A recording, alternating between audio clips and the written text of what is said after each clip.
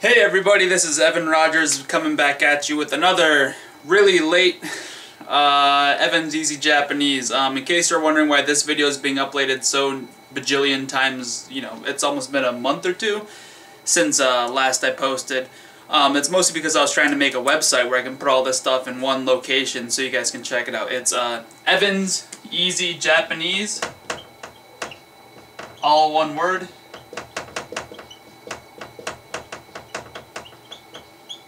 .com, www. It's not popular at all right now, so it's really difficult to find. But if you just go type that into your web browser, www.evanseasyjapanese.com, it'll pop up. Right now, I have a workbook for the hiragana that we've learned, and I introduced myself a little bit more, and yeah, that's enough plugging for one day, eh? Today we're going to be working on katakana.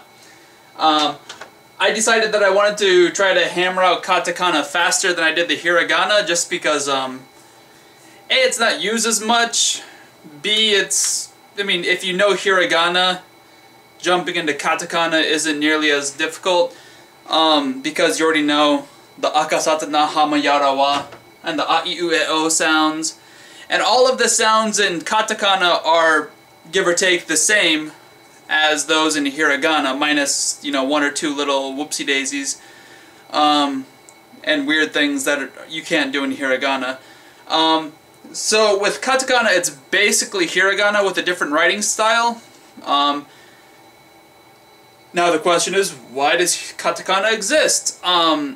It's used for borrowed words. For example, if you're rolling dice, the word for dice in Japanese is daisu, daisu, daisu. Whoa. Yeah. Other things like bread. Not actually an English word in Japanese. They use the term pun, which I guess is like a Dutch word for bread, pun, which is written in that. Also, if you want to talk about, I don't know, I got Dragon Boru, you know, the comics Dragon Ball, Dragon Boru. So as you can see, mostly borrowed words are used in Japanese. As I explained in the website, which I totally just deleted the website, that's great PR, isn't it? Erasing my own website. Really, I'm not doing this for money, I'm doing this because I just want to put this all up there. It'll be useful in the future. One more, I totally forgot what I was going to say, so let's just jump in. Oh, I'm not going to bother making a separate video for katakana's tentens, or the xia, shu, shio, the kya, kyu, kyo, the mya, mu, myo, and things like that. All of the same rules for hiragana apply to katakana. If you know that a tenten on a K turns it into a G sound, it's the same pronunciation as in hiragana as it is in katakana. So let's get started. I have a very poorly constructed grid here for the beginning first three columns of katakana. You might be asking yourself why I'm going from right to left. It's because that's the way they do it in Japan, and that's the way I should be doing it. I didn't follow that rule with hiragana, however, I'm going to do that for katakana. Here we go. Katakana style. Ichi, ni. Just like that. 1, 2. You will always recognize katakana for its sharpness. I. 1, 2. I. U. 1, 2, 3. One more time. 1, 2, 3. Just lost the cap on that one. E. 1, 2, 3. 1, 2, 3. O. 1, 2, 3. A little bit of a hookity-dook there. A little bit of a hookity-dook. 1, 2, 3. That should obviously be a horizontal line. A, I, U, E, O. First column in katakana. Moving on to ka, the K row. or the K column, I suppose, because rows go this way, columns go that way. Ka looks almost exactly this. Ooh, that looks terrible. Almost exactly the same as the hiragana one, except it's sharper. That looks bad. It's sharper, and it does not have that little extra slash. Kind of like that. There's a little hook there. Ichi, ni. Ki. Ichi, ni, san. Very similar to its hiragana equivalent, minus the little dude on the bottom left. Ka. Ki. Next is ku. Ichi, ni. Ku. Ku. Hey, ku, bro. Ku. Yeah.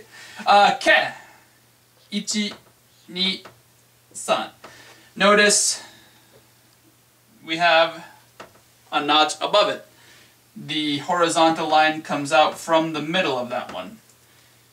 Ichi, ni, san. That looks pretty bad. Like I said, my handwriting isn't the best. Ichi, ni, san. I'll allow you, I mean obviously I have no control over how you're going to write your characters.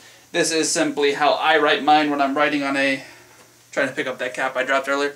This is how I write it when I'm trying to teach it to you because I stink at this. Alright, ko. Ichi, ni. Ichi, ni. Alright, let's move on to the S row. Sa. 1, 2, 3. Ichi, ni, san.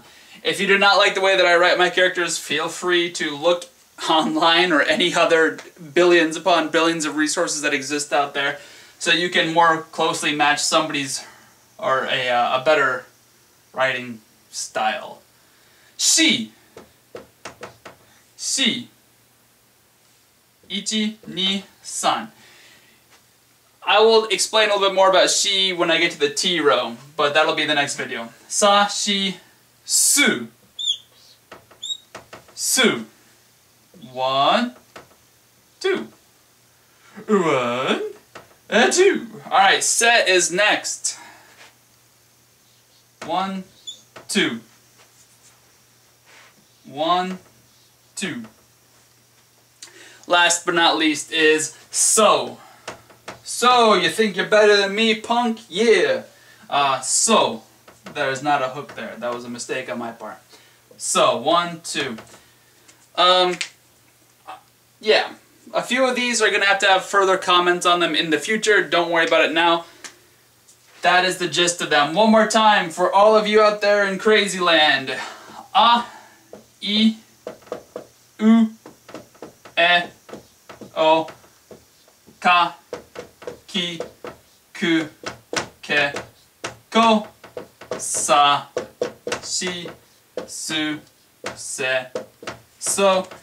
One last thing to mention before we go, like I said earlier, 10-10s work exactly the same. Turn this to a ga, gi, gu, ge, go. S is turned to z's, and also this one turns into a j. Za, ji, zu, ze, zo. And in katakana, you can put 10-10s on the U, which turns it into a V sound. However, it's not used that often. Unfortunately, Japanese people can't pronounce V's no matter how hard they try. I apologize, it's just true. The same reason why we don't get that ra-ri-ru-de-ro properly. It's just not that used. So I'm only mentioning it because you will encounter it, but beyond that, I don't recommend using it that often. Alright, peace out. This has been a long enough video.